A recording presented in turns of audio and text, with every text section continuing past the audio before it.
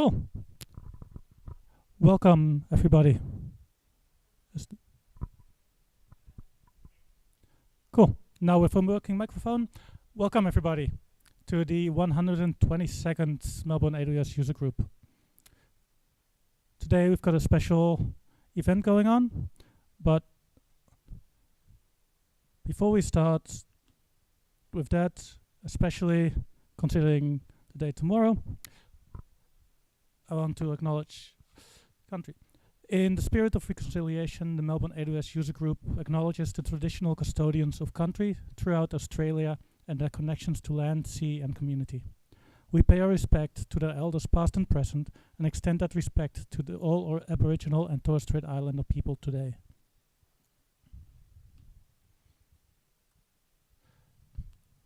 In addition, we have a code of conduct.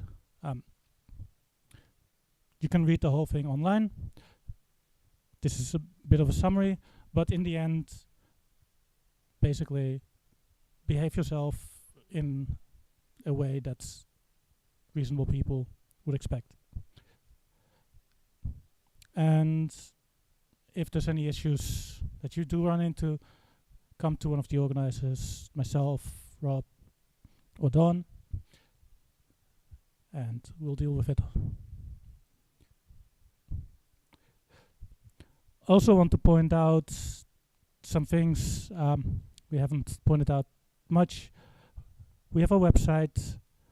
We recently started using LinkedIn.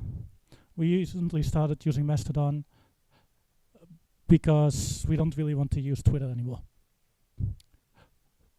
Especially now that I can't even use my preferred clients for it.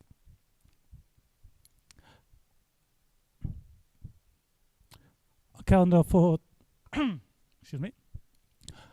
Our schedule for tonight, I'm doing some introductions here. I'll briefly go over some of the news items from the past month and a half. Usually we do this as a discussion thing, but for today I've kept it very brief because we all know there's only one announcement that any of us really care about. Then we have our lovely panelists here seated at the front. And at the end, we'll do a bit of a marketplace, which is our Who's Hiring segment. Basically, that comes down to if you're hiring, you get up, you give a little spiel, and people can approach you afterwards. And then we'll all go home. So it is a panel. We have prepared questions. Feel free to ask questions on Slack, or if you're following live on YouTube. We'll see how they fit in. May ask them, may not. Apologies if we skip them, but we have time limits for what we can do. And of course, I want to thank our sponsors, without whom we can't provide the food, drinks, or venue. Our gold sponsor, CMD Solutions, and our silver sponsors, Versant and Civo. Of course, not to be forgotten, our venue sponsor, NAB, who provides this lovely space, which we're all happy to be in. We have a Slack group. It has about 900 people in it now. Join it. It's fun. Unsurprisingly, it was fairly active yesterday. We have different channels for different things. You can find our jobs. We've got a channel about outages, announcements, all fun things. So join it, and it's also where we usually post things that we don't want to send in an email to 5,000 people, because our group is over 5,000 people now. You can get involved. We're always looking for speakers. So if you have a topic you want to talk about, please let us know. We've got a form on the website you can fill in, or you can reach out to myself or any of the others. Sponsorship is closed for the year. You saw the sponsors. We're very happy with them. And there's always room for volunteers if you have anything you want to do to help us. Some upcoming events. You may have heard of this one, the Sydney Summit. You can't register for it yet. It's just a keep the date state at the moment. But it will be on the 4th of April in the ICC in Sydney. Strangely enough, unlike past years, it is just a single day. I don't know why. Because I kind of liked being there for several days. But yeah. Another conference organized by actually one of our panelists is on the team that organizes this. Serverless Days, coming to Melbourne on the 10th of March. You can get tickets for very cheap. Seriously, it's probably more than worth the cost. Another conference coming up, tangentially related, but I organize it, so I get to talk about it, is DevOps Days in Melbourne, which will be coming a week after Serverless Days. So you can go to both if you really have to, if you really want to. Otherwise, select this one. It's 2 days and it will be in the Art Center. What else? We've got more meetups coming. The data engineering meetup is holding a data analytics reInvent recap next Wednesday in the AWS office. And the serverless meetup is happening in the Contino office the week after. And Dawn is talking there. The second speaker is still not announced, is it? Not yet. Cool. Who knows? It might be me. That would be bad. So what's new in AWS? The very, very short version, as I said. The Melbourne region. Is everybody excited about that? Excellent.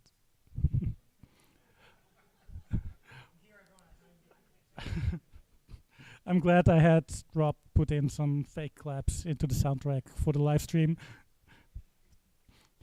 So yeah, Melbourne region. It's awesome that it's there. I've played a little bit with it yesterday morning. Then unfortunately, I had work, so I had to stop playing with it. And I was very early up. I was up very early yesterday morning, which meant I could actually see the region come up. But it also meant that I had to go to bed early, so I couldn't play in the evening.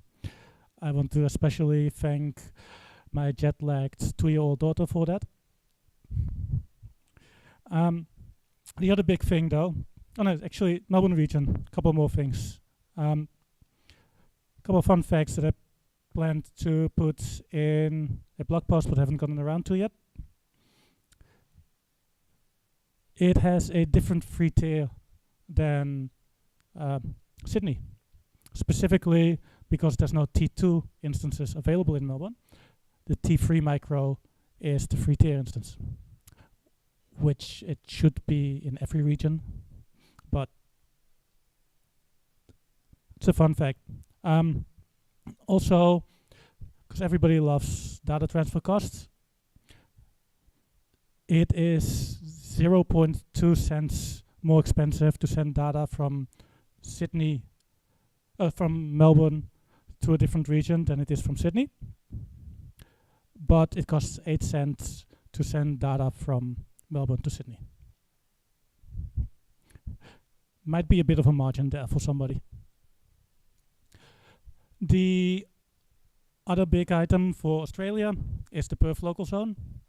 So local zone is like a tiny side-along, very local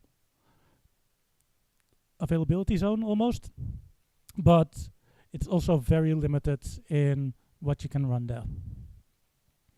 So if you have a use case for it in Perth, really look closely at what you can run there, because it's mostly EC2, ECS, EKS, and even there you have a very limited set of instance types.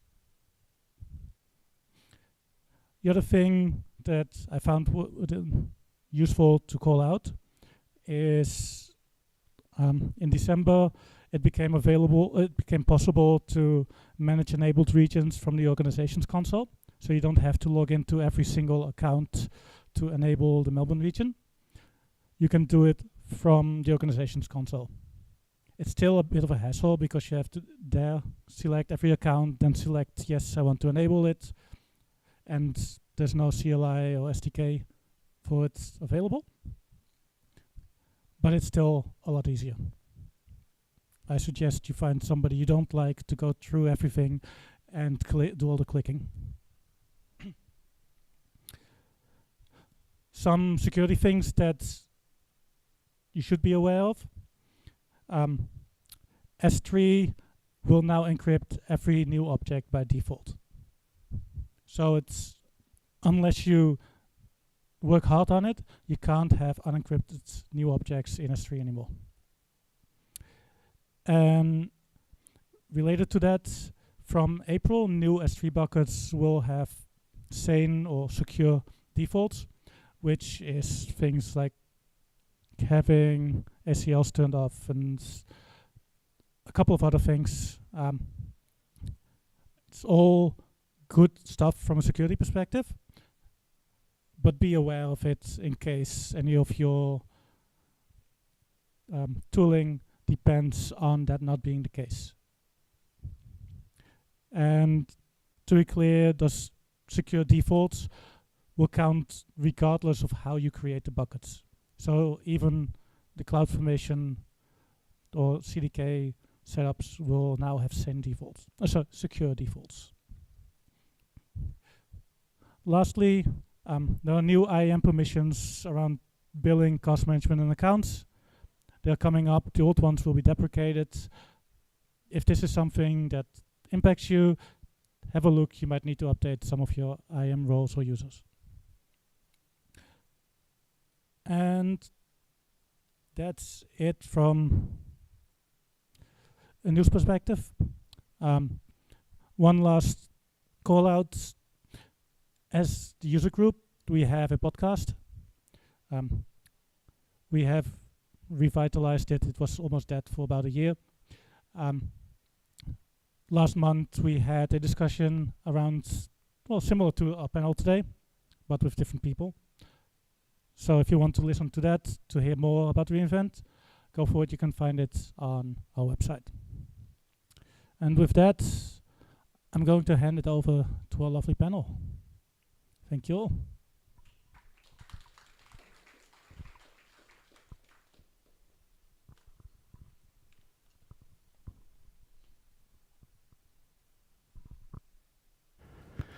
All right. Thank you, Ian. I'm going to sit over here a little bit so I'm not direct line of sight, but still can be seen. Oh, I can look that way. That's cool. Yeah, very convenient. It's a bit disconcerting, but that's all right. Yeah. Well, unfortunately, we can't see the back, so that's all right. All right, so thanks everybody. As you know, we usually traditionally run a panel like this after every reInvent. We do leave ourselves a little bit of time to take it in. Like a lot of user groups try to run it the week after reInvent to get in first with their hot takes, and nobody really has time to play with the new stuff to see that what the sharp edges look like. So we used to like to leave it until January. So hopefully everybody's had a bit of a chance to digest everything over the break, and we didn't all forget it while we were on holidays. Yeah, okay, we might be in for a short panel tonight. But we'll see how we go. All right, so I'm going to go left to right to start with. Can we just introduce yourselves, give us a 30-second rundown on your history? Matthew Gillard. I work at Casino as a technical principal. My passion is, well, my career had been data centers and old school tech for many years, and I found the light with AWS and a little bit of Azure. And my passion is helping customers not deal with servers. So I like serverless, cloud security, that sort of thing. So helping train up people to the new way of thinking, especially developers, on those sorts of topics. So they're the sort of topics that I like to look at. And also I run Melbourne Serverless Meetup with Pete Sparsky as well. So that's coming up February 9. Register now. Nice plug. And I'm on the organising committee for Serverless ANZ, which is coming up as well, as per the slide. 2 plugs for the price of 1. Hey everyone, Bojan Djivich. I'm a lead consultant at CMD, and I'm an AWS ambassador. To say what I'm really passionate about, I think it's the developer experience, serverless, and to throw in another buzzword, Kubernetes. Can't help it, just gotta love what it is. Regardless, serverless first. That's a hot take around here. But nonetheless, if I had to pick anything that really sets the passion apart is what AWS keeps improving and changing in the cloud that just makes our lives and developers' lives a lot easier, eventually. Sweet. Awesome. Stephen Sennett. So I do a little bit of cloud consulting. My background is as a sysadmin, so a lot of the fun infrastructure stuff. And then eventually I came across this cloud thing, and I realized, well, that career is not going to be around for much longer, is it? So from a lot of other stuff, so I'm also an instructor with A Cloud Guru, and also one of our web series hosts with AWS this week. I'm in the episode next week. Make sure to check it out. And also, what else do I do? And that's probably the main things. Hi, Dawn. You probably know me by a longer version of that name, currently deprecating that for reasons to be disclosed in a few months.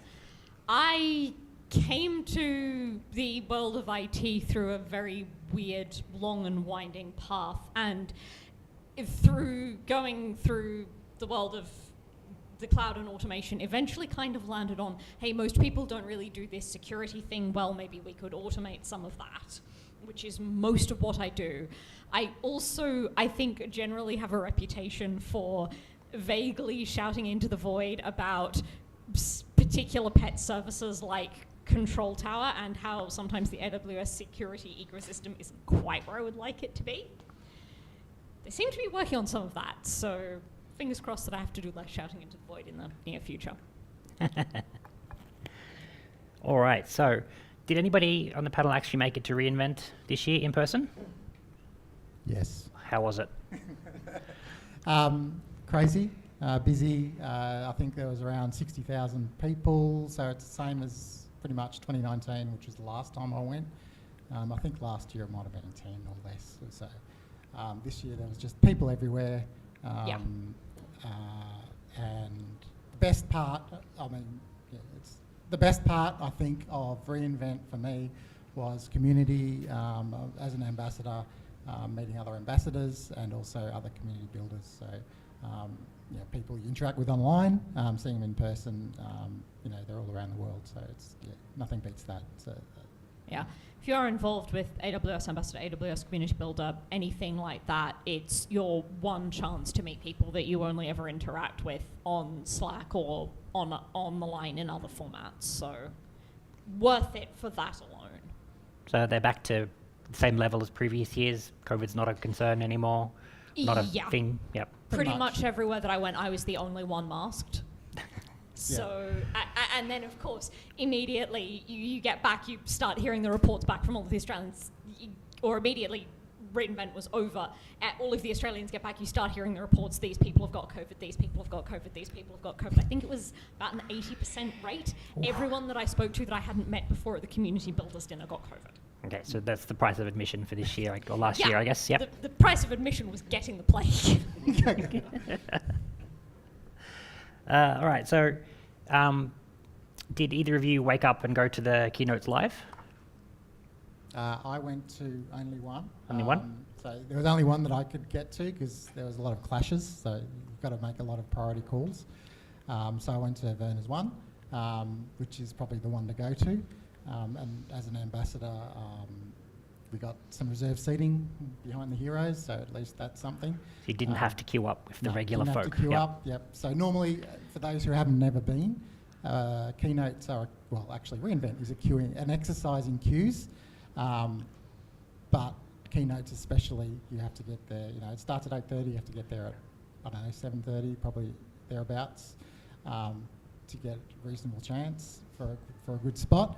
But as certain sections of the community get reserved seating, so I think I managed to get in about 8:10 and pretty much right up the front. So that keynote was well worth it. Cool. Dawn, did you manage to make it to the I keynotes? very deliberately didn't go to any of them because the advice that I got was make sure that you get to things like the workshops and the chalk talks, which aren't recorded. So I scheduled my entire reInvent around going to the things which were not going to be recorded and came back with some probably some more interesting insights than I would have got from the keynotes. I have them on my list to watch back, though. Yeah, that makes sense to prioritize what you can't see online. My experience in the past was always to watch the keynote from bed and then beat everybody else to the other queues. So yeah, cool. Boyan and Stephen, did either of you get up to watch the keynotes live? I did. I assume you were in Melbourne when you. I was back in Sydney. Back in Sydney. But one advantage, the World Cup was on at the same time. So whilst waiting for things, I was watching the World Cup. Yep. And otherwise, I was watching the keynotes. Managed to It's get just away with watching dual two. screens? Oh yeah. Yeah. Good enough excuse the next day at work to say, look, I'm tired because I was watching the keynotes. I'm trying to keep up with blogs. The reality was, You know we're recording this, right? Hi guys. Yeah. The reality is couldn't miss Werner and couldn't miss Mr. Slepsky either. And I So think you watched 2, 3? Yeah, Or 2. 3? 2. Well worth every second. Cool.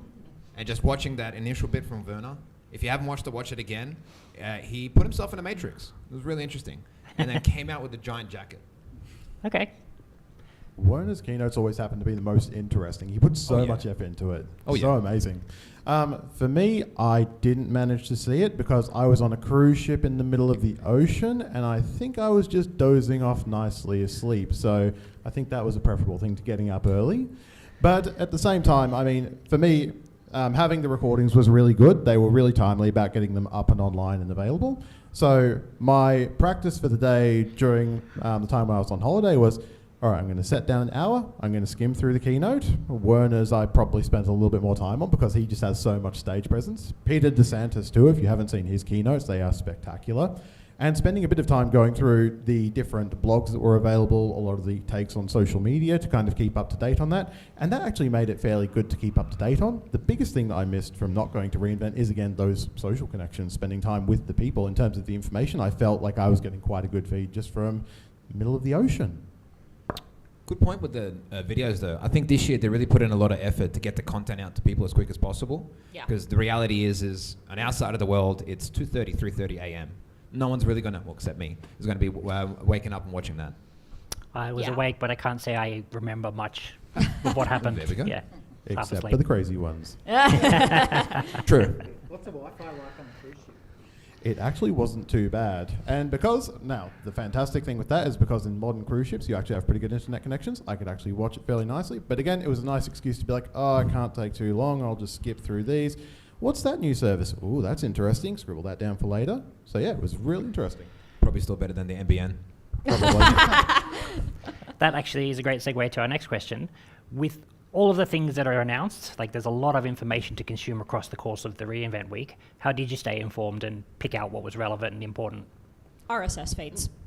Yep. Yep. Oh, Yep. no, Be honest. actually, I didn't use RSS feeds. I think it was word of mouth. So when I was there talking to people, it's word of mouth, what people are excited about, plus also checking the what's new. I think there was a dedicated what's new blog that kept getting updated throughout the week. So that's what I did. I think the RSS feeds for once as well, they kind of started flowing through nicely. It wasn't just a barrage of here are all Yeah. the new services. And All in especially one on the dump, big yeah. services. Yeah, exactly. So again, a lot of effort put in. They did Yeah. have 2 years of time off, right? Get some practice in, yep. It was definitely just watching the RSS feeds as I was going between workshop venues. It was quite deliberate the way that they'd done it in terms of making sure that the information was reasonably staggered so that in every break between sessions as I was moving from place to place, I could go through and pick things up. I will say it was interesting as well. With some of the reInvents recently passed, they've done a big dump on the first day, and then the remaining days have been like, cool, what else is new? It's like, that's all there is. Where in this one, it's kind of been spaced out across a couple of days, and again, there were sort of themes to the different days, and you could start to pick up, okay, this is what today's going to be about. There's a lot of data analytics stuff today. There's a lot of, there was a couple of days of, big serverless discussions when those things came out. So yeah, it was very nice the way they paced it. Yeah, we had to wait a bit for the serverless stuff because most of that came out on Thursday. So, everyone's almost in party mode and there's still no serverless announcements. Too many long nights at the casino. Yeah, there was some of those. Not many. Too many long nights at workshops. Also good. yes, true. Workshops. I don't think I finished a day before like 20:30 because I went to all of the late night workshops because nobody else was doing it. It's a good time to get in. Yeah, Chalk Talk's a early on in the day, workshops in the evening because nobody showed up to the late workshops. For those who don't know, a chalk talk is basically an AWS expert standing up in front for the and talking about a particular service and taking questions and giving best practices, Yeah. drawing diagrams, and it's Presumably in chalk or whiteboard. It's a Usually in it's virtual electronic, whiteboard. yeah. Yeah, in virtual whiteboard was Virtual my whiteboard. experience of it. Yeah, so yeah, they're definitely the things to go to because you get lots of interesting ideas. They Yep. are also the hardest things to get into, but you know. So this is why you go when everybody else is otherwise distracted by shiny keynotes or casino tables. Chalk talks in the morning during the keynote section when everyone has been queuing up, and then workshops in the evening when nobody bothers to show up, and that worked pretty well for me. I'm not complaining. And it's one of those things that the keynotes you can again watch later. A lot of those Yeah. sessions that are recorded you can watch later. You can't get to those chalk talks. You can't have those conversations with other people, at a later time. So No, you can't. Okay, good. I'm going to talk to every one of you, write down all these notes for next time. This is perfect. We are recording, just Yeah. another reminder, yeah. Thank you to our gold sponsor. Nice plug. All right, so let's start moving on to some of the things that were actually announced. I'm just going to read verbatim what the question says. It says, if I say the most interesting announcements were only previews, do you agree with that, and how do you feel about that? I would say possibly not, because if I remember correctly, and if I'm getting fact checked, here we go. SnapStart wasn't in preview; it was in GA, and EventBridge pipes as well. So those were two really interesting ones. The interesting thing with these announcements coming out in previews first is the good thing about them is that there's a chance to iterate with them. And I mean, Application Composer being an interesting one where it's pretty good, right? It is pretty good, but there's still a long way for them to go with it. And actually getting a chance for that feedback from the community, I hope, is going to be a positive thing. Absolutely. And I think that you hit the nail on the head there, that even Werner himself came out with the EventBridge pipelines being a big thing and when the inspiration came from. And I won't talk on it too much, but yeah, absolutely, SnapStart was by far my most interesting announcement. From a preview perspective, I think it's a toss-up between Application Composer and VPC Lattice, because VPC Lattice solves a lot of security problems for sharing services between accounts, especially if you've got enterprises with hundreds of accounts. But the two most fundamental security announcements, to my mind, which were Inspector for Lambda and delegated kind of a security announcement. AWS bucketed it as a security announcement, but delegated management for AWS organizations were both GA on release. So I wouldn't say it. I think the most interesting... What on earth is that That's the air noise? conditioner. Don't worry about Right. that. I wouldn't say that the most interesting announcements were in preview. I would say the ones that people could take and run with were all GA, which I thought was not a bad thing. And yeah, some of the new services being preview or the fundamental paradigm changes being in preview gives the opportunity to iterate on things. So I thought it made sense what was released as GA. It made sense what was released as preview. Cool. I think that question might have been carried over from our panel last year, where the 2021 reInvent had a few more previews than we saw this year. And I think there were a lot of complaints over the year that they were still in preview 6 to 12 months later. So it sounds like this year we didn't feel it was quite that bad. No. No.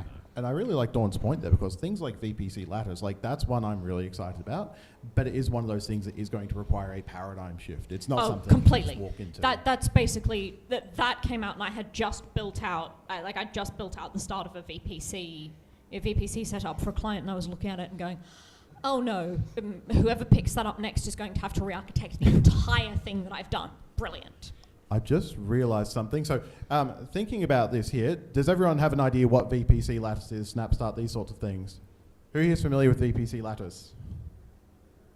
Okay, awesome. That's a good chance for us to talk about those. So the same, I'll hand over to someone else for SnapStart, but I guess, did you want to talk about VPC I'll Lattice? talk about the VPC Lattice. Please, yeah. Exciting one.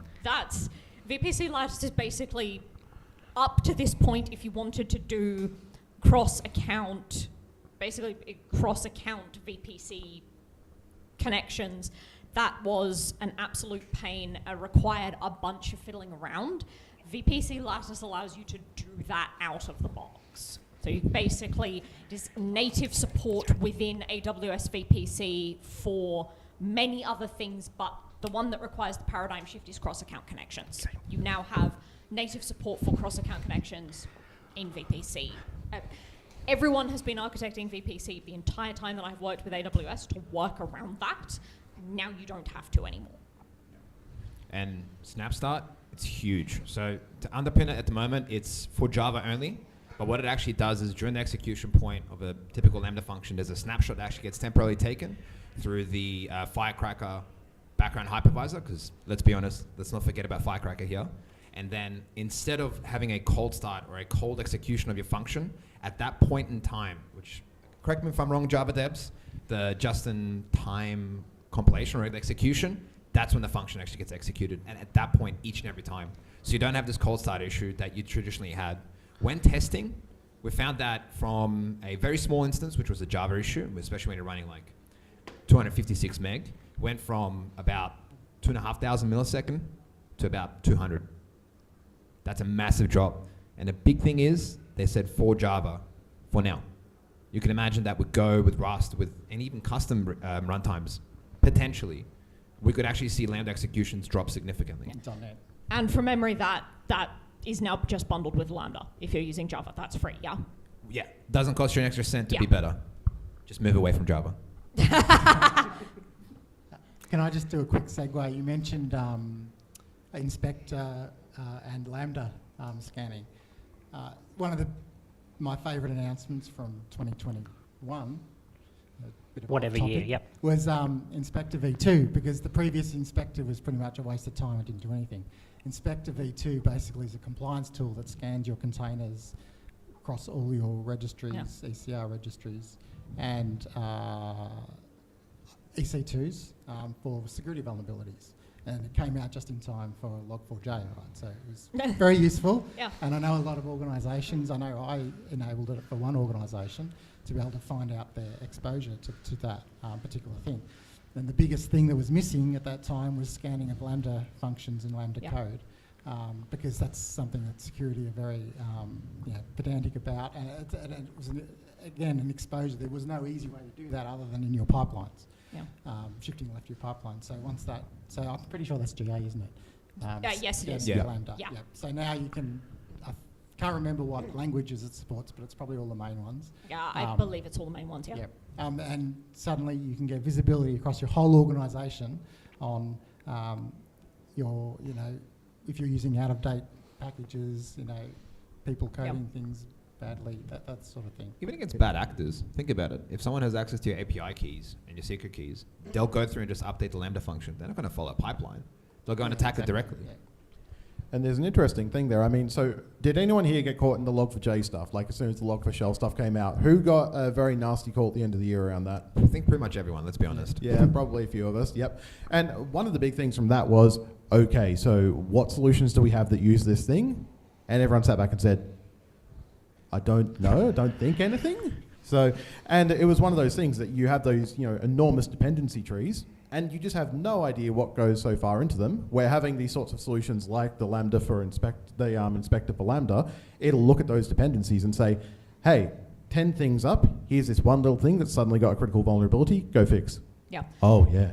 The first talk that I ever did at the AWS user group was about Inspector v1, and I went away, did the talk on it, and then promptly did not use it until v2 came out because it was useless outside the one very specific use case that I did the talk about, which was, okay, you've had essentially a compliance issue and you have to prove to people you don't have compliance problems. But the release of Inspector v2 was incredibly timely given Log4j, and I'm really hoping that the release of Inspector for Lambda doesn't end up being quite so timely. And as you can tell, we all have some strong feelings about these things. Who else wants to share the therapy? So sounds like we're mostly in agreement that potentially VPC Lattice is the most useful thing or the biggest gap that was closed this year. Does anybody have any other things? I think bigger there's gap? one that went under the radar. Your CloudWatch logs now have ML built into it that'll actually pick up 3 famous letters, PII, personally identifiable information. One of the hardest things we all had to suffer through, and I'm saying all because I'm not sure, I'm assuming 1/3 of us here are probably on Optus at one point or another, or on another particular medical provider, which I won't name. I amazingly managed to avoid all of them up to this point, which has been mildly concerned. Well done. Nah, not me though. New license. But regardless, you can now pick that up in your CloudWatch logs. The reality is that as much as we want developers to do the right thing, we have to find ways to kind of keep them accountable. That also counts for us. So at the same time, the fact that we can get scanned, alerted through, and then act upon it without really doing much is great. And I think that comes in as well with the VPC ladder stuff as well, is that we're trying to make it easier for developers to do their own thing, rather than saying you must do X, Y, Z. Instead, the administrators, the account operators can put the guardrails in place and say, go forth and do your thing within a nice, safe, boundary that we've created around that. Same thing for the logs, because at some point we will be outputting stuff in logs that is PII. And instead of saying never, ever, ever put these logs out with PII, instead we can say, look, if it happens, we'll still be able to catch it. We've got those guardrails. Yeah. Exactly. I would say, from my point of view, the most impactful announcement that was actually the delegated management in AWS organizations, because in large enterprises historically you have basically always had the one bottleneck. You have that one account, you have the one Allgroot account where you have a very, very small team of people managing it, and there's a lot of stuff in that. So being able to start delegating things out, that's really important because as any of you who've heard me talk for more than about 10 minutes would know, my least favorite thing in the IT industry and everywhere else is single points of failure. And I really like that because it very, very quickly allows you to start removing single points of failure. You can just go, cross them off, start delegating things out. It then ceases to be a problem. That makes me really happy.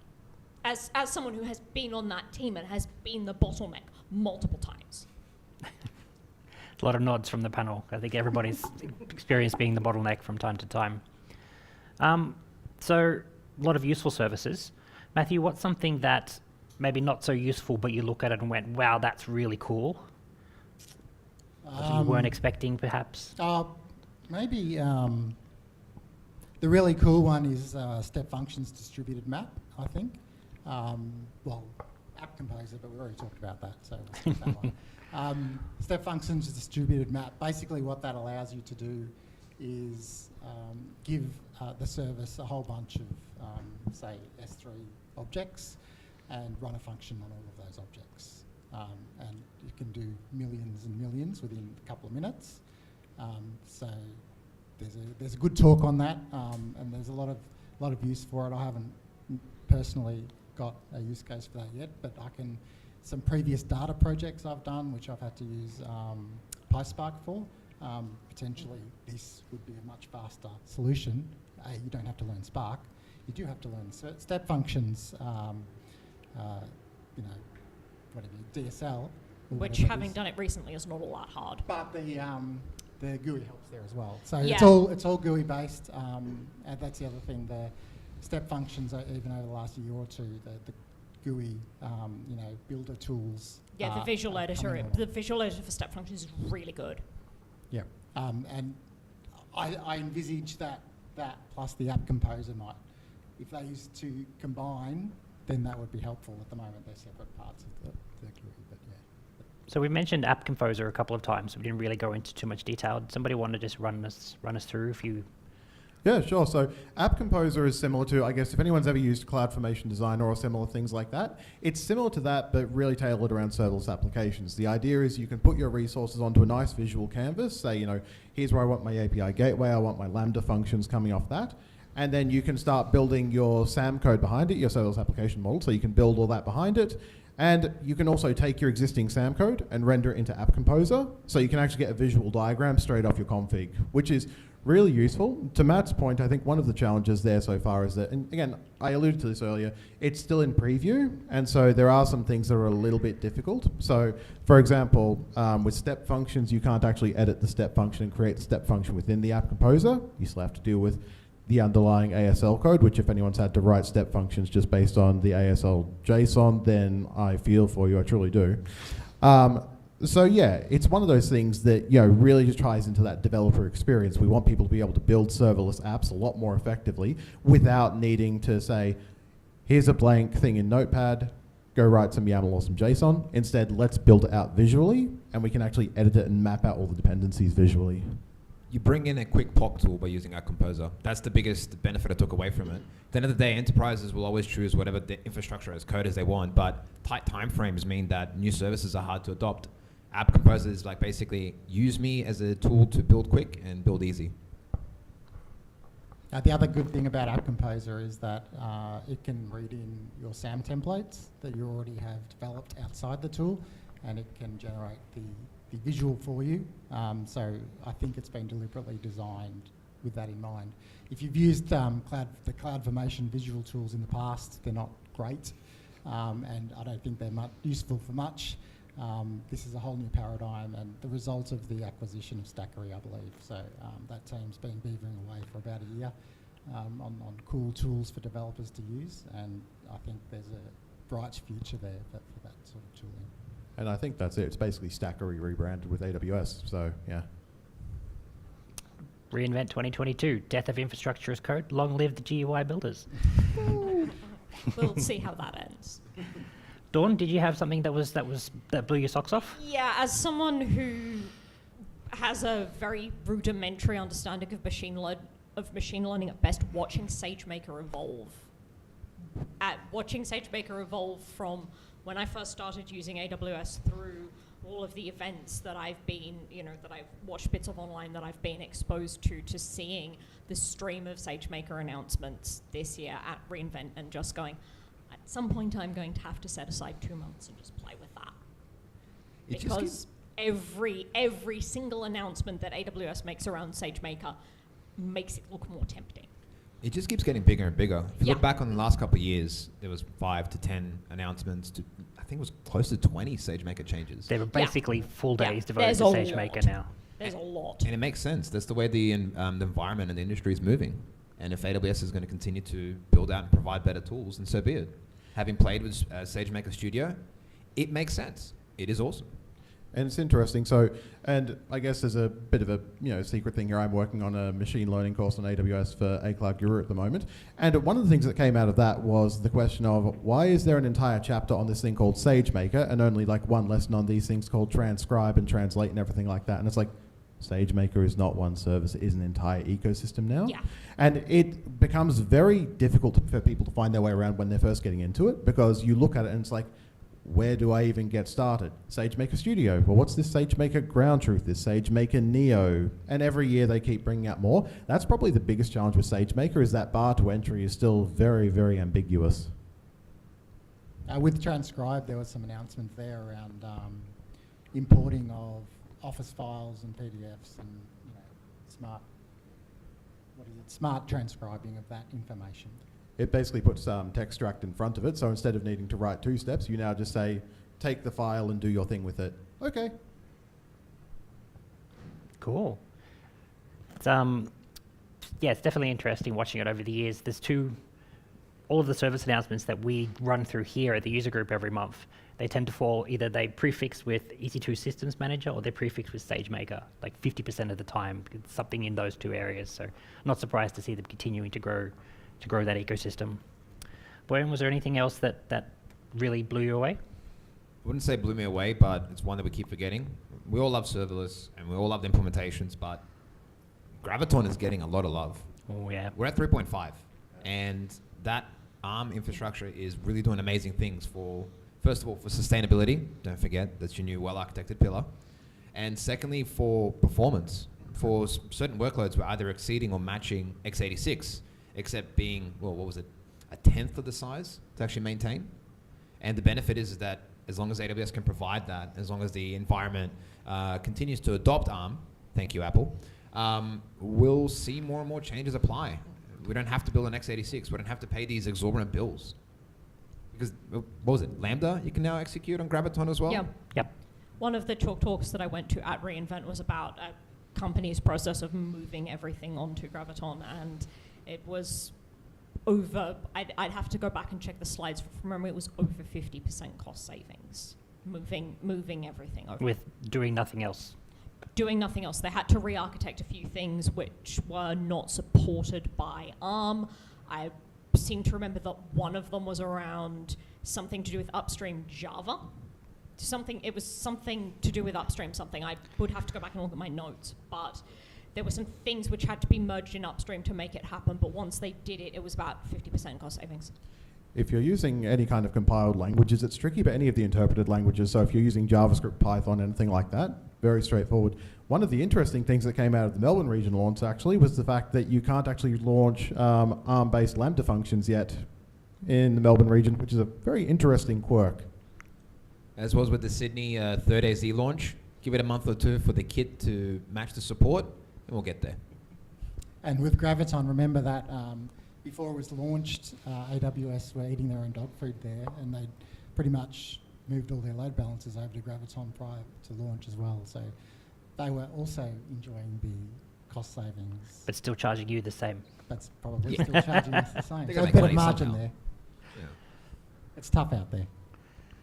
Especially when you're a multi-billion-dollar corporation. But yeah.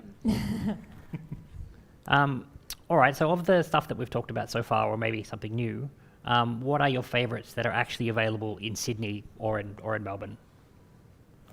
I could get fact checked here. Event Bridge Pipes. Okay. I think that's. I haven't checked if it's available, but I'm pretty sure it is. So Event Bridge Pipes is about if you've ever built anything, stitching services together with Lambda, events, Lambda do something else. Event Bridge Pipes takes the Unix concept of piping between commands and doing something, filtering or whatever, or enriching, without actually having to use a Lambda function for that. So I think Event Bridge Pipes is a good one. Staying with Lambda, SnapStart. Cool. I've had many conversations with many a client where I've said, you didn't want serverless before because you thought it was slow because of cold starts. What about now? And having run through a few POCs, massive change. The only thing we have left to do now is move on to something else. What they said. I mean, the other thing would have to be the step functions distributed map. And again, if you're dealing with any of those things where you have literally tens of thousands of files that you need to get through in parallel, very, very useful. But I guess the interesting thing there is that step functions distributed map can run more functions than your Lambda account will typically allow by default. You have to request service limits with Lambda to be able to even utilize this thing to its full extent, which kind of says how crazy powerful it is. I have a confession to make here, which is that whilst I have played around with a few of these things, I have deliberately configured all of my AWS setup in error to specifically avoid things not having been released in Sydney. So I couldn't tell you what's been released in Sydney or not. It sounds like we've maybe this year, or I guess it's last year, but there's less things that have gone just to the US or just to two regions, perhaps. Maybe they went globally early. It was historically the US regions, and basically Error was one of the regions that historically got things very quickly. So when I was setting everything up in my development account, when I was setting up SSO as it used to be, when I was setting up all of the governance systems, I did it in a region where I knew things were going to be released quickly. So for the purposes of playing with things, I have no idea what's been released where. I just know it usually hits the region that I use very quickly. Cool. We might hopefully be able to do away with our finally in Sydney slide that we use for the user group. That would be nice. Yeah. Be nice to be on parity. It has been blank a couple of times in recent memory. It's gotten a lot better with that sort of thing. Yeah. And AWS have gotten a lot better at deploying those services as well. Like even when, we have some of these new things roll out, like SnapStart, for example, the fact that it's available in all regions just at the drop of a hat. I mean, it is Lambda, it's a core service, obviously, but all the same, it's still a very, very new service, and they've just said, we can deploy it to all regions. We've got it covered. That's a really interesting thing. Maybe it doesn't need special hardware so much, but maybe we'll replace the finally in Sydney slide with a finally in Melbourne slide. that would be a touch of irony there. yes, definitely. Cool. And it's interesting to think that I've lost track of how many regions there are now, but they're better at deploying to all of them than they were when they had 10. 23? would have sworn it was like 24 30 now or with something. Melbourne. Yeah, I think Melbourne is the 20. Melbourne's either the 23rd or 24th, somewhere around there. All right, so switching gears a little bit, we'll start with you, Dawn, down that end. What were you looking forward to that we didn't hear anything about? Or what were you hoping for, I guess? I kind of got half of what I wanted, with about half of what I wanted around the core AWS governance, account management, organization management services. We got the delegated management for organizations, which is obviously a big thing, a few changes to Control Tower. I'm still waiting for a couple more announcements to sort of join up that governance, compliance, basic management ecosystem, because that for years has been the one thing that AWS has really not done well. And it's getting there, but I did not, it's slow, and it's moving a little slower than I would have liked. I would have liked to see a little more on that. Hey, let's get the basics absolutely right here before we go, before we go deploying entirely serverless things with Lambda, or before we go playing with SageMaker. Let's make sure that people aren't going to be able to get into the AWS accounts that we've configured and run up massive bills, because that always ends well, right? Stephen? The biggest one for me was honestly the Melbourne region, and I was kind of expecting that. So I posted a quick video on LinkedIn yesterday as the whole thing, hey, whatever, new AWS Melbourne region. I actually shot that back in November before I left on the cruise, because I was pretty sure it was going to launch when we were gone. Didn't happen. Waited through December, didn't happen. Waited through January, maybe it must have been held up for a while. And then, of course, Arjun beat everyone to the post before they even did the AWS blog and said, hey, it's up. It's like, woo, interesting. So it came eventually, but it did take some time. It was promised 2 years ago, I think, or announced 2 years ago. Yeah, so it's definitely probably the longest one that's taken from announcement to release. And they did say Q4, but, massive credit to the team at AWS to actually, put something together like that. Like building a new region with all of the intricacies and challenges and all the architecture for it is an incredibly challenging thing, let alone all the hardware. But yeah, that was something that I was expecting would come out and then eventually made it. Interestingly, the fact that the Perth local zone beat Melbourne to the post. So the first time that Perth gets something before Melbourne. Well, See, I love CDK. I wanted more infrastructure as code. And look, don't get me wrong, App Composer is awesome, right? The fact that you can do so much with it and by using so little, but we didn't get much love on the infrastructure as code side. so probably reassigned all the engineers from that one to More or less. to App Composer, yeah. But the biggest one for me would have been Code Star Services, so Stars in the wildcard V2.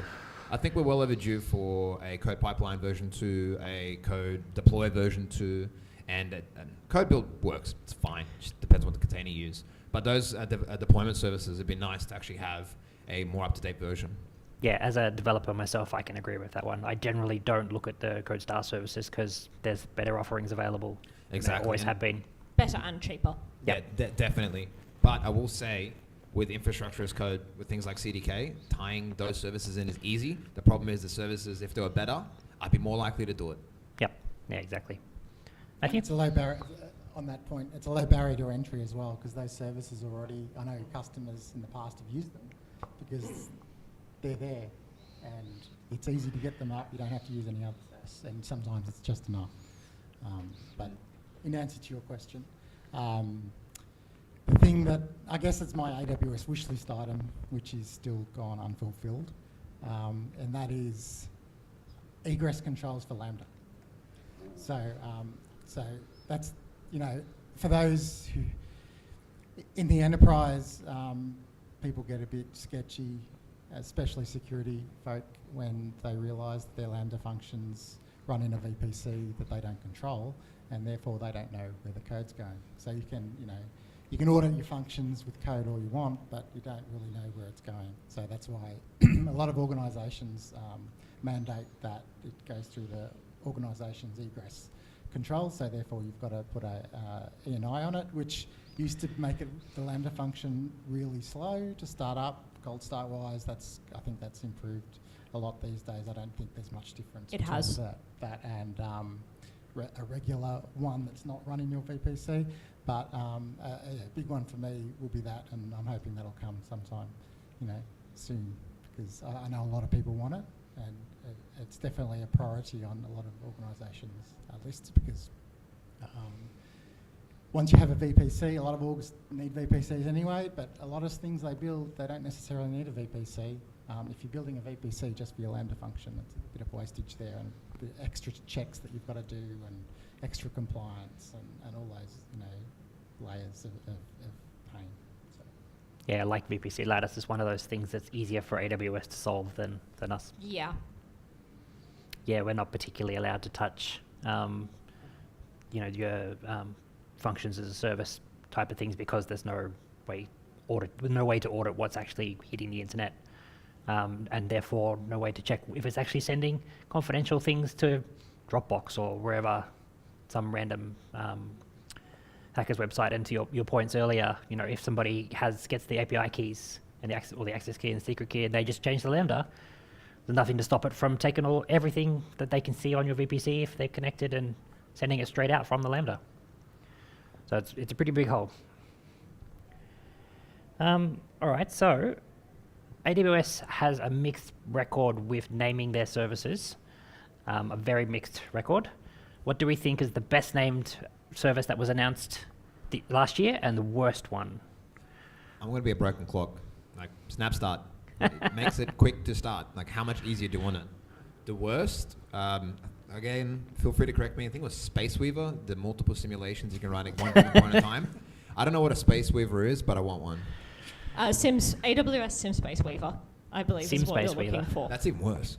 Yeah, I would almost put that forward for, I don't know if it's best name exactly, and you see I brought it up on my phone to check that it was correct, but for most delightfully silly service name that came out of reInvent this year.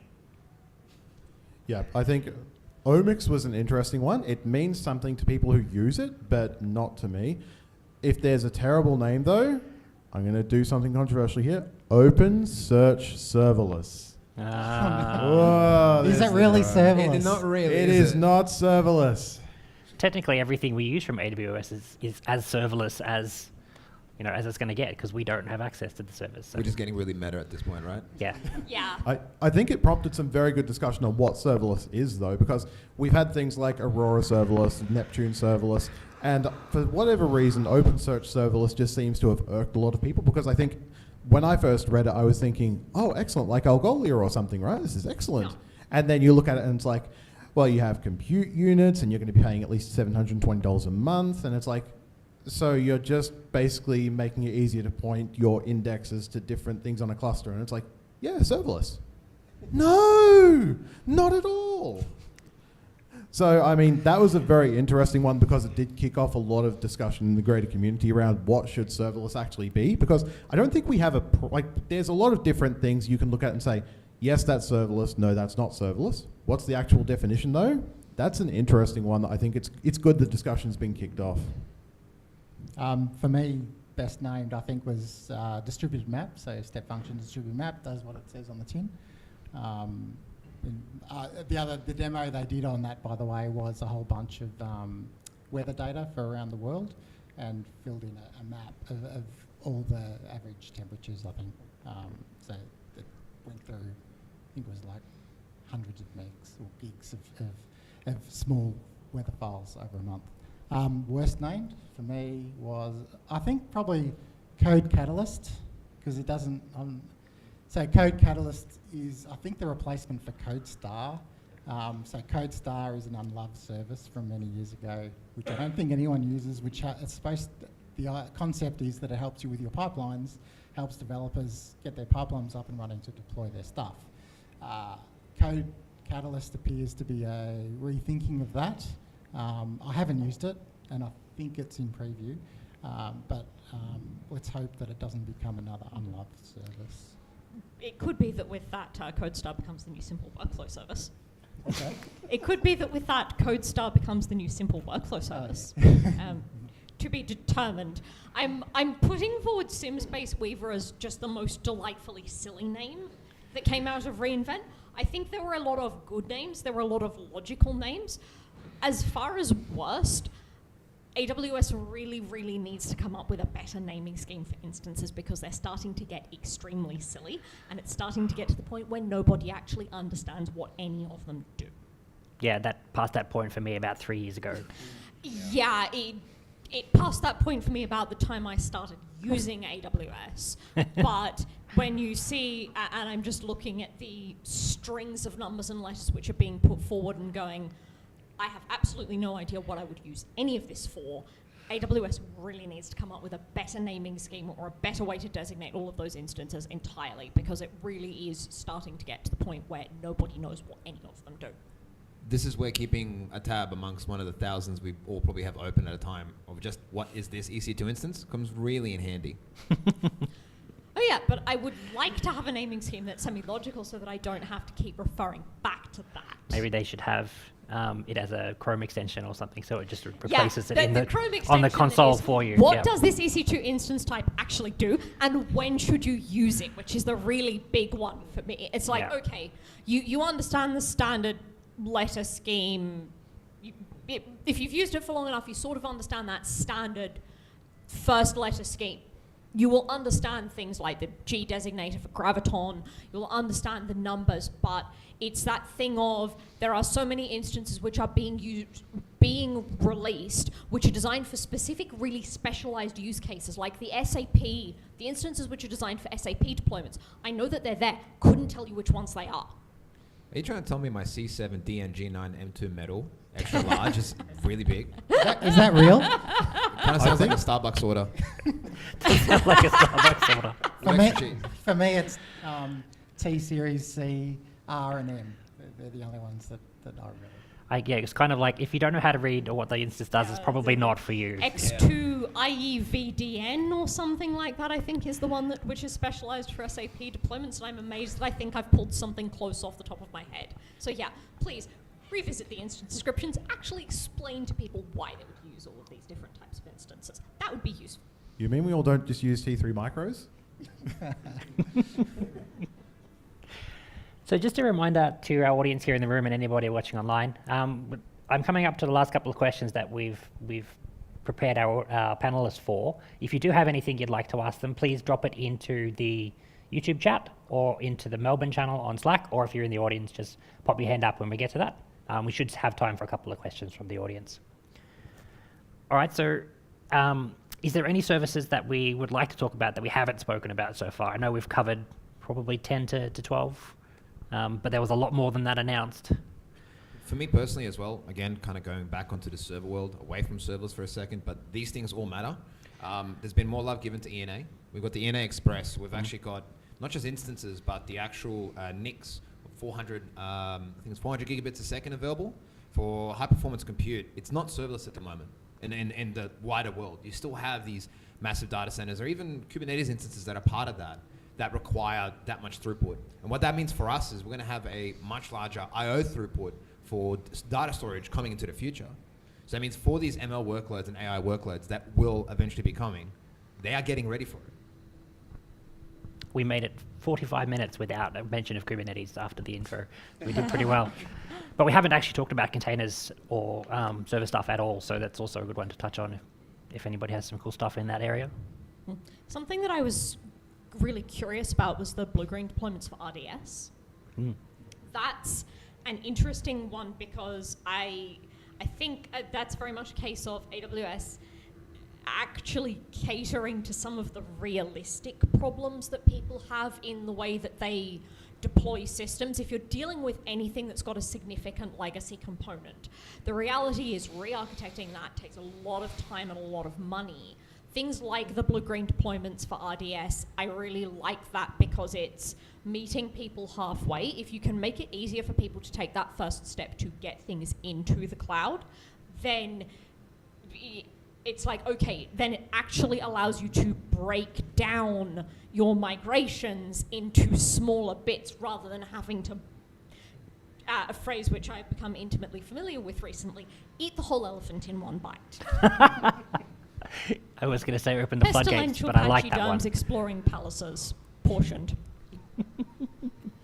I think there's an interesting theme that's come up here, and that's the fact that AWS has started to actually focus a lot more on that, on trying to meet organizations halfway. Like Microsoft with Azure, you know, massive credit to Microsoft. They've done a fantastic job of trying to meet organizations halfway for a long time in terms of, you know, here are solutions that are not going to be entirely cloud native, but they're going to be more hybrid. They kind of led the way in, you know, what they called Azure Stack, what we would call, you know, what is it, Outposts? Outpost, yeah. Yeah, Outposts, yeah.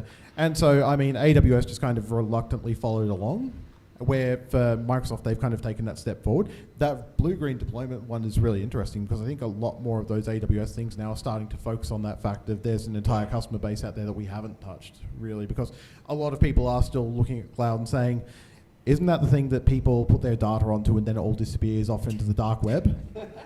So a lot of organizations are very terrified of that, and one of the organizations that I'm a volunteer with, so I'm a board director, they're still terrified of cloud because isn't that just someone else's computer? As much as I try and convince people otherwise, that's still a huge mentality out there. Meeting people halfway is a massive way to actually kind of accelerate that cloud adoption. So for me, EFS got a lot of love. So there's huge performance, lower latency. NFS is a thing. A lot of people need it for various reasons. EFS does SIFs as well. Does it do SIFs? Yeah. Oh, no, EFS is just NFS. FSX does SIFs. The other thing EFS added was elastic throughput, so you don't necessarily, if you don't necessarily know what throughput you need for the NFS file share, there's an elastic option to scale it up as required. There's a little bit of a cost there, but you know, everything costs money. Look, let's not forget, EFS can also be used by our favorite service, Lambda, and if at point in time a bucket's not good enough, may as well use it. So it's good to see a lot of love being given to it. And the other thing around EFS, I had to use a service that was announced. Well, I didn't really realise that it was an announcement that I used with a customer, but they had a use case, it was available, and then I looked back and I saw it was actually something that was announced during reInvent, and that's FSX on tap service. It's a bit niche, but when an organisation needs fast file shares, you can't beat NetApp for that. If you're scaling up past what EFS can provide, FSX on tap is really good. The particular part of that was announced was multi-AZ endpoint that you can access from on-prem. So in their VPC. So that was announced at reInvent as well, and I think that's good for a lot of people who need that sort of functionality. Cool. So the last couple of questions that we have, and we've got one from the audience, are about the announcements the last couple of days, particularly the Melbourne region. Did anybody in the audience have anything they wanted to ask about reInvent before we spend the last few minutes talking about that? If it's the amount of coffees, it was six to keep you going while watching reInvent from Sydney. Did they have deep racer events? So just for the online audience, the question was, did they have deep racer events or anything like that? Yes, Yes. there was a Deep Racer League. I did not attend. I but did not either. It was there for those that were Yeah. interested in that. I remember that was a big thing in 2018, and now it's crickets. It's about 4 years old now. We also had Deep Composer come out at one point, let's not forget. Yes, I remember the little pianos. That was 2019, I think, wasn't it? Yeah. We actually had a deep racer track here at one point, and then we used it like twice, and then, sold it. It didn't last very long, did it? Everyone thinks they have the best sort of algorithm worked out. I think I've figured out the way that this will work perfectly. It works nicely in the simulation. You put it in the real car, it just drives into the wall. It's like, okay, well, that didn't work. Any other questions from the audience about reInvent? Oh, sorry. Yeah, Daniel. If you could pinpoint one session that might be online for people to revisit that you really liked, one session from each. So a question for the online viewers was, I guess, what was your favourite session, or what was the session from reInvent that's online that you would most recommend people watch? Matthew? That's a tough one. Well, Can be more than one. Yeah, I know. So Werner's keynote is a must-watch by everyone. That's, hands down, gives you a good understanding of the event-driven world we live in. Let's just say that. But the other, just a regular session for me would be the distributed map one, which was on a Friday, easy to get into when I was at the event. But it's well worth. It's really interesting demo that they did, and they described how it worked. So yeah, I like that one. Just trying to get rid of the holiday cobwebs here. Obviously Werner, but then one that gets kind of missed out because there's obviously the Monday Night Madness that event, that keynote happens. But Slevsky's keynote was actually really impressive because it kind of showed the focus on the customer side as well. It wasn't just him talking, and although he is charismatic, it's wonderful to see actual customers actually come up and present the use cases, saying like, we're part of this engagement, showing that AWS is not just going and saying, these are new services, these are people that are engaging with us directly to bring you these new services. Cool. I think moving away from the keynotes, one of the sessions which I ended up watching online, which was very entertaining. So if anyone's not deep into serverless or event-driven architecture and just wishes, like, can someone just explain this to me in a simple way that's not going to put me to sleep? There is a fantastic session from Eric Johnson, who's one of the developer advocates with the serverless team at AWS. His session is both an absolute masterclass in making sessions entertaining and how you can actually make terms like idempotency sound really interesting. So if you've ever looked at that stuff like serverless and it's like, I really need to know about this stuff, then that's a fantastic session by Eric Johnson on event-driven architectures. Apologies in advance, in keeping with the fact that I did go to things that were not recorded, and given that I landed back in Australia on the 5th of January, I've got nothing for this one. I do not think I went to a single session the whole time I was at reInvent that was recorded. No, fair enough. There's always there to watch anytime, really. Yeah, and given that I basically turned my US trip into a holiday, I have not had the time to go back and review anything yet. So I'm sorry, I have nothing for this one. Look, to be honest, I'm amazed that anybody remembers anything since Christmas. So, it's been really good effort from everybody on the panel. I went to some great sessions. I learned a lot of things. I took a lot of notes. I learned about Route 53 application recovery controller. I learned a bunch about Graviton. I managed to make it to a couple of the machine learning things. So I did get to play a little bit with SageMaker, which was really cool. I took a bunch of notes, but none of that was recorded. So Dawn's recommendation is, if you can make it to reInvent, go to the things that aren't recorded. Yeah, I guess the other recommendation that I would make is, if you see the workshops being published, which were run at reInvent, and you have some AWS credits that you can go play around with the workshops. Don't just think that it's all about watching things online. The workshops are probably the most valuable things at the whole reInvent, with the exception of the Chalk Talk on Graviton, for me. Just on that, so depending on the presenter, some of the Chalk Talks might actually be online. I think the catalogue's still there, so if there was a Chalk Talk that was interesting, you can always Google the number, and sometimes that'll take you to, especially serverless land, a lot of stuff ends up there. And the other thing is AWS Stash is a good website. I think awsstash.com, not sure, something like that, which has a whole heap of stuff, including all the workshops and stuff. There should be a single source of truth there. Cool.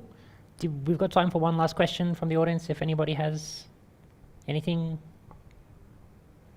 No? All right. One thing, is there any services that we mentioned that we didn't explain well enough and that people would like to know more about? That's a good one. Silent. VPC ladders, yeah. I guess if I was going to put it some way, it's instead of drilling a big hole through the wall between your VPCs and saying, let's just chuck Transit Gateway in here and we'll just let all traffic go everywhere, instead it becomes a case of, from this point, with this authentication through IAM, through this one particular point, out to one other particular side. So it lets you make lots of smaller holes in your network rather than drilling these big things through and saying, let's just route everything through here and giving your security people an absolute terrifying nightmare. Instead, it can be a case of, I want to drill much smaller holes for much more precise things with authentication built in. Smaller nightmares. Yeah, well, Yeah. a good point if you're comparing it to the on-prem world is when you're setting up your old infrastructure, if you're using Cisco routers or whatever router you're actually using, you're pinpointing, saying very specific things that can speak to others. Now we've actually got a finer grain level of security and access inside of AWS on a similar level, where we're effectively saying specific services, while in the old world you'll be saying specific IPs across different subnets and ranges, and this subnet mask have access. So we're kind of getting to know how the sausage is made, if you know what I mean. The other way to think about it, if you're a networking person, layer 4 networking, ditch that. Too hard, too many controls you've got to put in place. Application layer 7, controlling your application layer, HTTP from here to here, done. So much easier. I haven't used it, you know, it might suck, I don't know, but that's it. Sounds like it doesn't.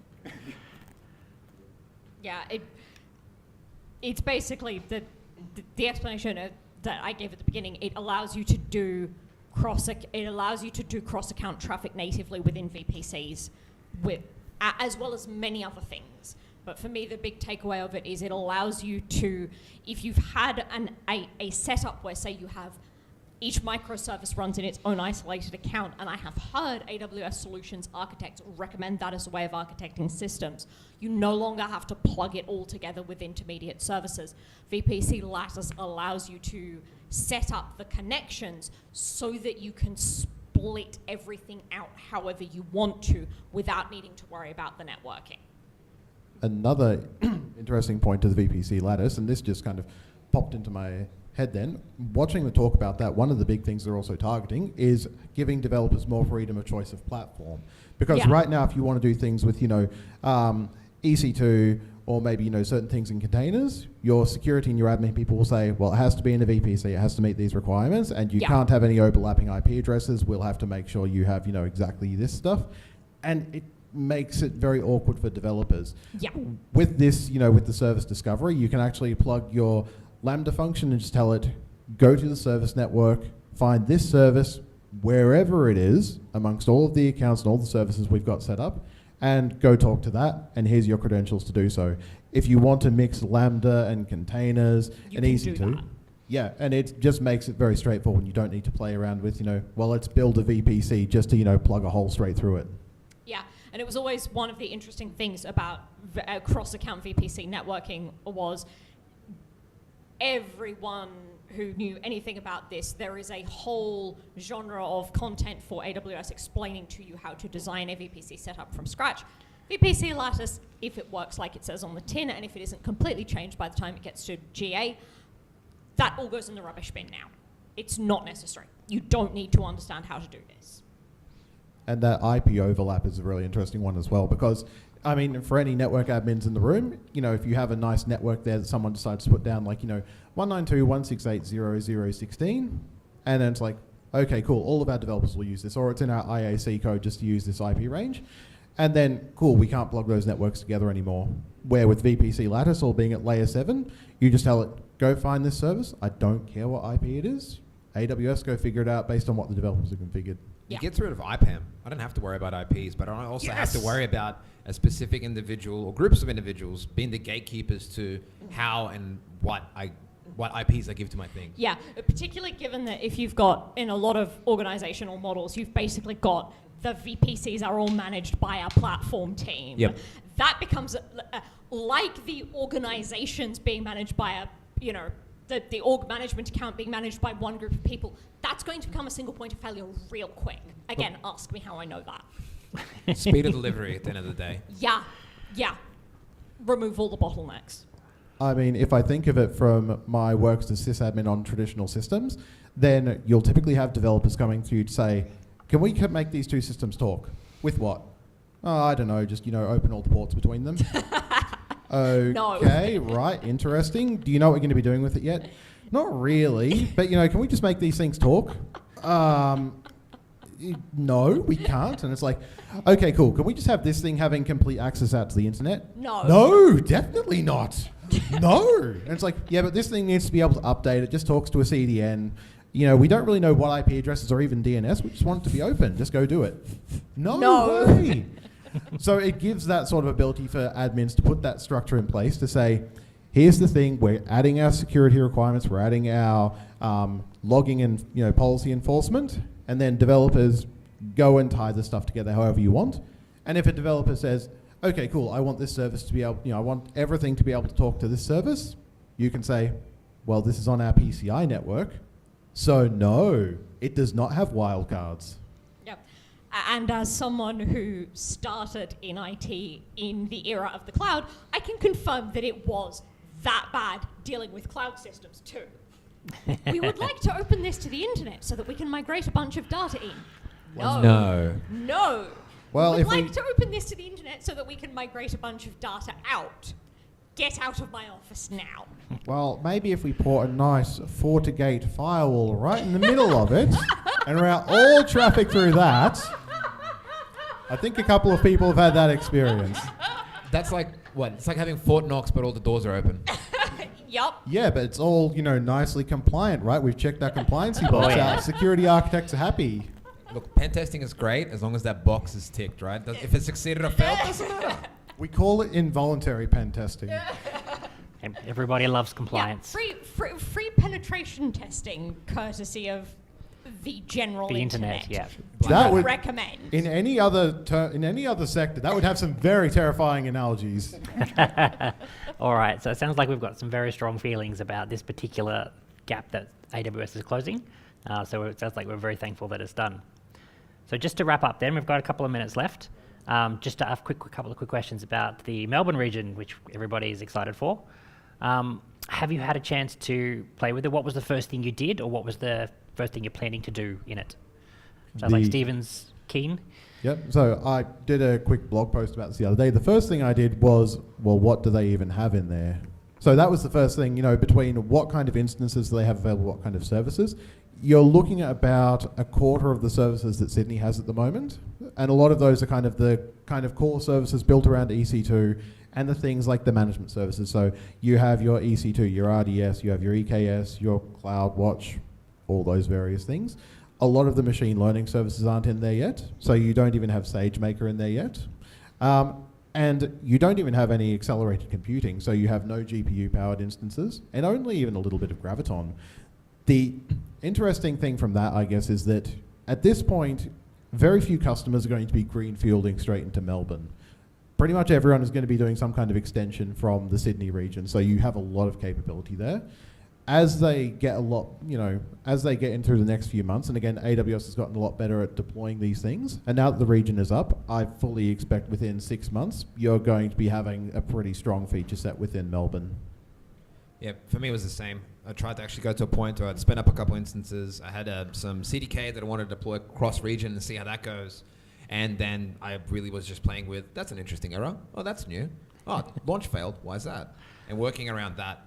Retrospectively, though, one of the biggest components of why the Melbourne region was so impactful is that low latency connections at a scale instead of just working at the edge. That means for all your Melbourneites, you're going to be able to get bleeding edge performance for very specific applications. I think this is why, and I think this is one thing not to forget, and I give AWS all the respect in the world for this, the supply chain for chips is still terrible, so I'm not surprised. I can't blame them for it. Cool. Yeah, Dawn? I pretty much went in true chaos gremlin fashion. I basically went, all right, I'm not even going to bother to look at the list of what's running here. I'm not going to try and do anything. I'm going to take the Terraform code that I'm writing as a proof of concept for the serverless meetup and just plug AP Southeast 4 in there and see what happens. And I got an entirely impressive list of error messages, so that was good. I stress tested it. I confirmed that the Melbourne region does exist. I confirmed that Terraform hasn't really worked out what to do with it yet. The only thing I did, it's pretty boring, spin up an instance, watch my low pings, feel good. The other thing that I noticed today when I tried to log into the console after it had logged me out, if your URL is pointing at AP Southeast 4 and you try to log in, it'll give you an error. You can't do that. There must be some IAM thing that's not working, so you have to change it back to Sydney to log in, and it sends you back to 4. So I think it's a little bit of a glitch, but yeah, I'm sure there'll be a few of those. Also, I did not forget to do this, but if you intend to play with Melbourne, make sure you go and turn it on, because new regions in AWS are not turned on by default. That was the first thing I checked after Terraform started throwing error messages was, I think I remember turning it on. Did I actually do that? Yes, I had. And I guess that's one of the things is that as soon as you start building across regions, you're going to have some very big architectural headaches. You're going to start having, those things of network traffic. You're going to, have all these kinds of challenges. The two big things are if you have a need either around performance or resilience. If you need that, the single digit latency within Melbourne, it's fantastic. If the services are available, it's definitely worth doing. Or if you really need that high level of resilience, and I know of at least one company I've been talking to who've been interested in this since the announcement, because in this particular case they deal a lot with public sector stuff and have that really high resilience need. What if the entire Sydney region goes down? Now we have the Melbourne region, which is fantastic, but there's always that thing that we're going to have to build the architecture to actually support and extend our services across the boundary. So it's that question of at what point do we start saying, yes, it's now worth it? A big issue kind of arises from that now is it's a bit of a meta comment to look at is, do we look at AZs or do we look at regions? If cost is not a problem, should I be spinning up 3 AZs in Sydney and then as maximum in Melbourne? Technically, no. Do I have the right failover options? What are my failover options? And I think we've been initially blessed with one region. And there's a caveat I say to blessed, is where we haven't had to actually think of that. All we had to do is look at speculative designs from others and hope for the best. Now we're in a scenario where I truly think that there'll be attempts at the multi-region deployments across the board using plethora of services. And I think we're really going to see the local community kick it into gear with some truly unique solutions that hopefully don't include a Fortinet. There's a multi-region white paper, I think it was released in the last year. December. Maybe. It was only December, yeah. It's pretty recent. That's quite timely. And the other thing is, a lot of people don't need multi-region. People have lived with Sydney for so long. I think they're going to think they need multi-region. They're going to think they do, and there'll be lots of projects rolled, spun up to do multi-region, and then they'll realise, maybe it's a bit harder than I thought. Especially if I'm not using cloud-native services. So, it's got to think long and hard about that. There's going to be a lot of fun bill shocks coming up when people don't realise that transferring data between regions costs money. And one of the really interesting things to me about performance is Sydney and Melbourne, in the great scheme of things, are actually not that far away from each other. Having just come back from a trip where I took altogether too many flights within the US, there's a much greater need when you're dealing with, big countries that span, I think it's 4 time zones in the continental US. When you're dealing with those really big countries, that's where the greater need is. Around performance, being able to say, work out based on location ping, do you want to send someone to US East 1, so Northern Virginia, East Coast, or do you want to send them to US West 2, so Oregon, West Coast? There's a much greater performance impact when you're dealing with countries or areas that have a large geographical footprint, like the US or Europe. In Australia, the difference between Sydney and Melbourne for the vast majority of use cases is going to be absolutely negligible. And please do bear that in mind, because you will get bill shock really, really quickly. Just a note, a bit of statistics, about 15 to about 20 milliseconds at most. That's it. Yep. Yeah, and I guess the point around data transfer as well, if you do want to build, a nice multi-region capable solution, exactly, as the white paper kind of gives you, you don't just go ahead and extend your EC2 instances. You also need to extend your databases. You need to extend your storage. You might need to have your replication across both of the regions to say, okay, we now have this S3 bucket. If it's part of our solution and we want it to be truly fault tolerant, in case of any kinds of outages, it needs to be duplicated across the regions too. That means twice as much storage and all the data transfer that goes along with it as well. Yeah. And the likelihood is that if you're dealing with a use case which has that redundancy requirement, you will already be doing this in a different way. It might be that you're replicating to Singapore, might be that you're replicating to another AWS region. It might be if you've got data sovereignty issues and you really need that capability, you're actually going to a different cloud or you're going somewhere else. Whether that be, for a sort of disaster recovery solution, or whether it not be, the likelihood is that if you have the requirement for that level of redundancy, you are already doing it in some manner. That's the point at which you then think about, okay, how are we re-architecting this into Melbourne? I'm sorry, just to add to that point, one of the things to look at when it comes to this disaster recovery portion side is that a multiple region isn't just about, hey, I can now have more availability and a level of sovereignty. You've got more kit available. One of the biggest issues in Sydney at the moment is you can't get a GPU instance for the life of you because there will be so much taken off in a quick instance. Having another whole region, a new state to actually look at, means in not 6 months from now, but a year from now, the compute capacity of Australia would have doubled just from that. So that means we can then go through and do some geospatial training. We can train AI models using the cloud, and we won't have to sit there going, it's been an hour, when do I get my GPU? I think to paraphrase The Simpsons, it's going to be a golden age for consultancies in Australia because everybody's going to be wanting to go multi-region and you guys are going to be lining up, opening suitcases, taking all the money. I don't think any of us who work for consultancies here are going to be out of a job in the near future, which is always a nice thing to be able to say. Touch wood. All right, so one last question from the online audience to wrap up with. Do you have any speculation on where the actual data centers are located in Melbourne without breaching any NDAs if you do know? Anybody want to guess? I can get in a lot of trouble with saying things, so I'm just going to say I can neither confirm nor deny, and I plead the fifth. No. Sounds like nobody wants to take that punt. No. I can't say anything. Sorry, David, you'll need to find them and buy them a drink and see if you can talk to them, get that out of them that way. All right, thank you very much, everybody. We're right on time, so we'll wrap it up there. Thanks again for participating in the panel this year. Thanks Round of for having applause us. for our panelists. Thank you. Thanks.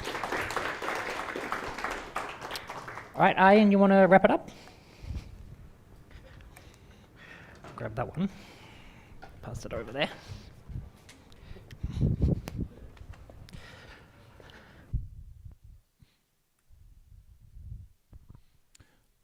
So, yep, I'll just start talking anyway. That was a very interesting panel. Thank you all for all the information. I'm sure everybody else had fun and learned as much as I did. So now we've reached our marketplace segment. As I mentioned, this is the point where people will stand up and say, hey, we're hiring and please come work with us. So if anybody who is hiring wants to raise their hand, we'll know who to give a microphone to. Cool. Yep, right there. Everyone, if you're in the data field and you're looking at joining the, I'm just going to call it, the AWS Premier Partner CMD right here. And Back to back. User Group Gold Sponsor. That too. That's the more important one, really. Come see me, come have a chat, and we'll see what we can do for you. Are there other hands? Sorry, catch everybody. Yep. Hey everyone, Gokul. I'm part of Sivo, who's also one of the sponsors. So if you are in data or cloud, AWS specifically, talk to me. We are actively hiring now. Thank you. Was there anyone else? Yeah. Well, yep. It's a requirement of attending. Hi, yeah, you're probably all sick of me by now. Outside of doing panels and things, I work for a little consultancy called Enabler. If you want to come and do Kubernetes work, I know it's sort of anathema here to discuss Kubernetes. If you want to come and do Kubernetes work, we're the place to be. I believe we're the only CNCF partner. I forget if it's in Melbourne or Australia.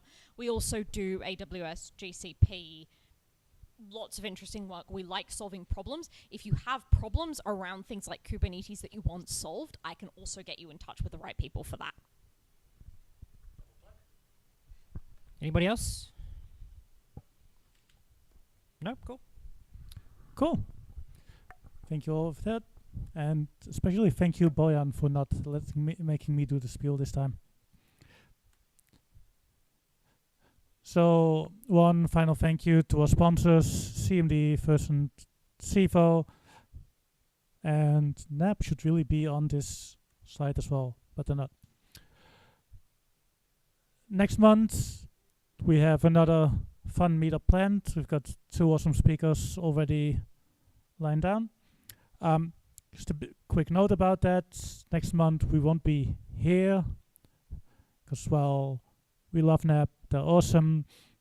They let somebody else book the space for that evening, which is obviously a mistake. But, you know, mistakes happen. So instead, we'll be at 700 Burke Street. We'll make sure to update all the comms about it as well. That's just next to Southern Cross Station, so it's easy to reach. And that's it for this month. Thank you all for coming or watching online or watching 3 months from now, whenever. Isn't it wonderful? People can just watch anytime they want to. So with that, thank you all for coming and